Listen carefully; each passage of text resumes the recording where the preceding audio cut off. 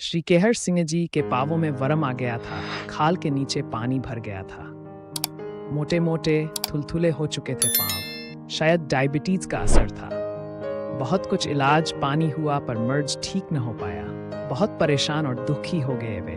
तभी बाबा जी आ गए लखनऊ पहुंचते ही महाराज जी फोन से सूचित करवा देते थे उनको कि मैं आ गया हूँ, तू आजा। और ये भी सब काम छोड़कर पहुंच जाते थे बाबा जी के श्री चरणों में।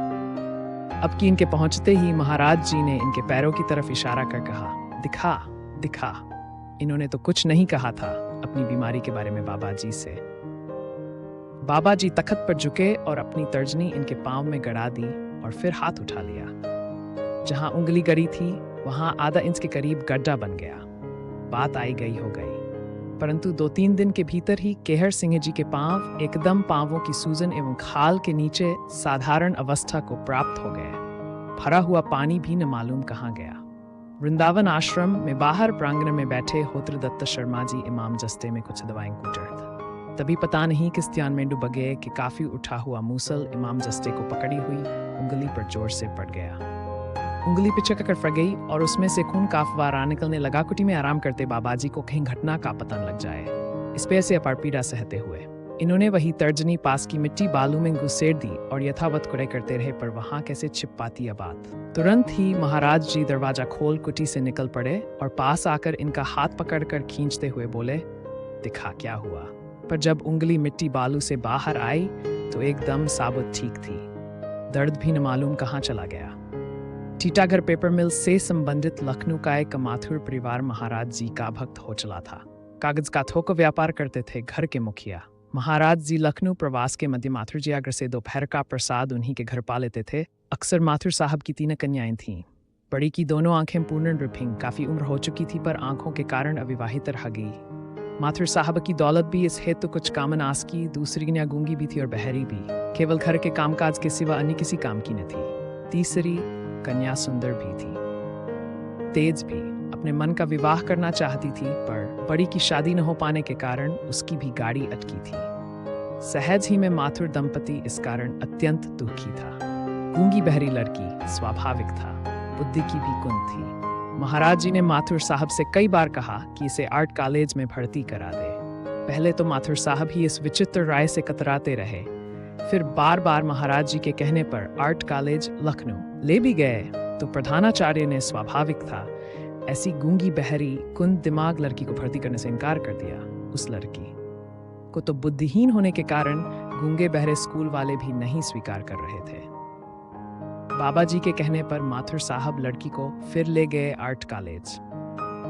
फिर से इनकार हो गया। इसके बाद एक बार और इनकार हो गया, परंतु महाराज जी अड़े रहे अपनी ही राय पर। और जब माथुर साहब अब की ले गए उस लड़की को आर्ट तो महाराज जी का चमत्कार, प्रधानाचार्य ने उसे स्वीकार कर लिया। और पुनः महाराज जी का प्रताप, लड़की पेंटिंग में इतनी दक्ष हो गई कि 5वें वर्ष की अंतिम परीक्षा में सर्वप्रथम उत्तीर्ण हो गई। साथ में सुनने भी लगी और कुछ कुछ अस्पष्ट रूप से बुदबुदाकर अपनी बात भी कहने लग गई। इधर इस बीच बाबा जी ने एक दिन बड़ी को अपने पास बुलाया और उसकी दोनों आंखों को अपने हाथ के 2 अंगूठों से मलकर न मालूम क्या किया कि उसकी पुतलियां इसी क्रिया से सीधी हो गई। फिर क्या था, लड़की अन्यथा सुंदर तो थी ही। शीघ्र उसका विवाह एक सजातीय से जो एयरफोर्स में स्क्वाड्रन लीडर था हो गया। उधर उस बीच वाली लड़की को भी राजस्थान में नियुक्त एयर्स के एक बड़े अफसर ने, जो विधुर था, अंगीकार कर लिया। तीसरी का रास्ता तो स्वतः ही खुल गया। खैर सिंह जी के सबसे छोटे लड़के आनंद की जब वह 13-14 वर्ष का रहा होगा, आंख में चश्मे के ऊपर अखरोट आकर इस तेजी से लगा कि चश्मे का कांच टूटकर बुरी तरह कई टुकड़ों में उसकी आंख में धंस गया। घटना 2 जनवरी की है, जब लड़का अपनी बहन कुसुम के साथ अखरोट की गेंद बनाकर टेनिस खेल रहा था। रक्त की धार बह चली। कुसुम ने घबराकर अपने पिता को फोन से सूचित किया कि आनंद की आंख फूट गई। वे भागे आए। मेडिकल कॉलेज में आंख से कुछ बड़े कांच के टुकड़े निकाल लिए गए, पर तब भी 25-30 छोटे टुकड़े पुतली तथा अन्य भागों में ऐसे घुसे थे कि उन्हें निकाल पाना संभव ही न था। लड़के की एक आंख पैदाइशी खराब थी, अब दूसरी भी एक प्रकार जा चुकी थी। डैश मेहरा तथा अन्य सभी ने राय दी कि एक बार लड़के को सीतापुर ले जाकर ऑपरेशन कराएं। दरअसल उनकी राय केवल सांत्वना के लिए थी। एक दिन लड़के ने अपनी बहन से कहा, दीदी तुम ससुराल चली जाओगी तो मुझे भी ले जाना, मैं तुम्हारा सब काम कर दिया करूंगा, तुम मुझे रोटी खिला देना। संध्या को कुसुम से यह बात सुनकर केहर सिंह जी टूट से गए। इस मार्मिक बात की रात को पलंग पर लेटे याद आने पर वे बिलख कर रो उठे कि भगवान मेरे पापों की सजा इस लड़के को क्यों दे रहे हो। इतने में फोन की घंटी बज उठी। इन्होंने उसे बेमन से जो उठाया तो महाराज जी की आवाज आई, खैर सिंह जी। महाराज क्या कर रहा है? कुछ नहीं महाराज। नहीं, तू रो रहा है, तेरे लड़के की आंख फूट गई, उसे सीतापुर मत ले जाना, वे लड़के की आंख फोड़ देंगे, अलीगढ़ मोहन लाल के पास ले जा। और टेलीफोन बंद हो गया। तब पूरनदा महाराज जी के ही साथ थे। बरेली में बैंक मैनेजर मेहरोत्रा के घर उन्होंने बताया कि टेलीफोन करने के पूर्व बाबा जी ने कंबल से मुंह ढक लिया था और फिर चिल्लाकर कहा था, केहर सिंह रो रहा है, उसके लड़के की आंख फूट गई है।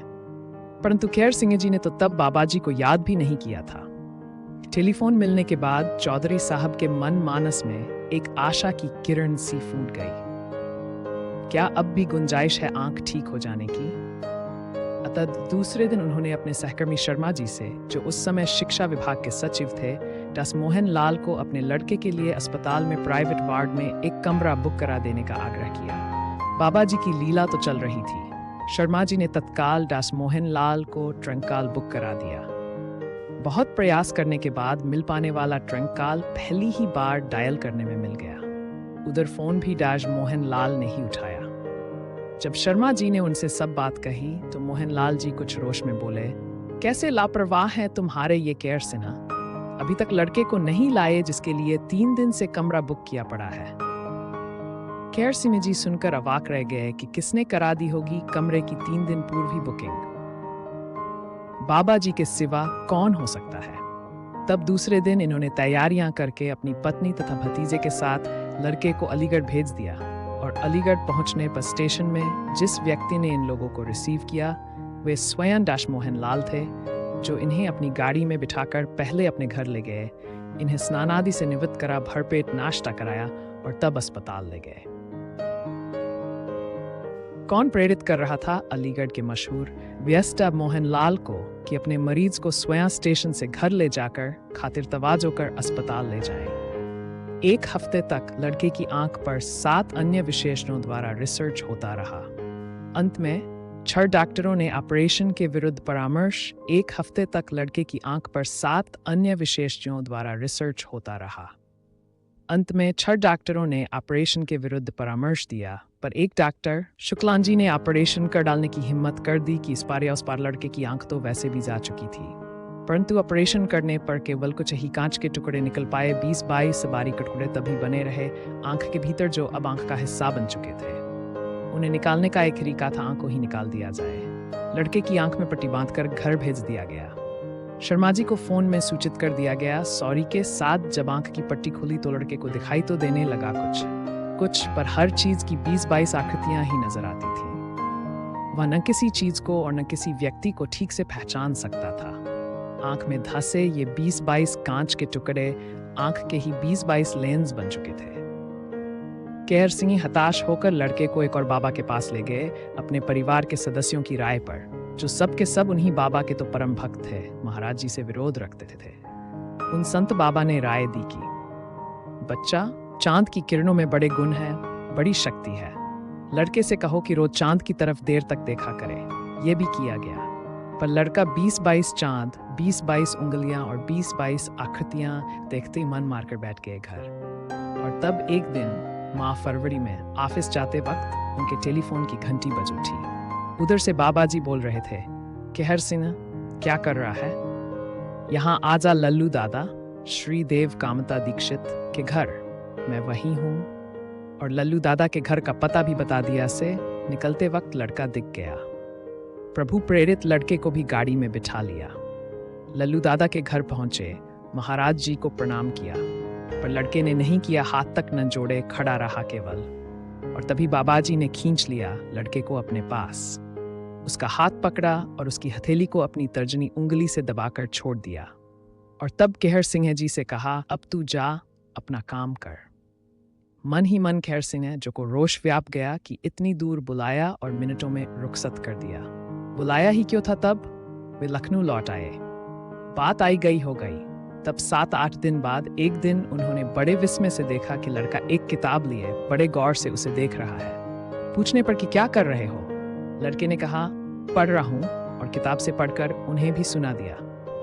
कहाँ गई वे 20-22 आकृतियां, जबकि आज के दिन भी कांच के वे 20-22 टुकड़े लड़के की आंख में ज्यों के त्यों बने हैं। दास मेहरा और दास मोहन लाल दोनों ने ही यह अचंभा सुनकर पुनः लड़के की आंख का परीक्षण किया और कांच के टुकड़ों को यथावत पाया। दास मेहरा ने तो लड़के की आंख का पूरा इतिहास लिखकर अंत में कह दिया कि यह तो केवल दैवी कृपा है, इसमें मेडिकल साइंस का कोई हाथ नहीं। और दास मोहन लाल ने शर्मा जी से कहा, कौन है ये नीब करोड़ी बाबा? मैंने तो कभी देखा नहीं उन्हें, पर मेरे पास आंखों के मरीजों को भेजते रहते हैं। जब तब लड़के ने बाद में अपने A1 तक की पढ़ाई सदा ऊंची श्रेणी लाकर पूरी की।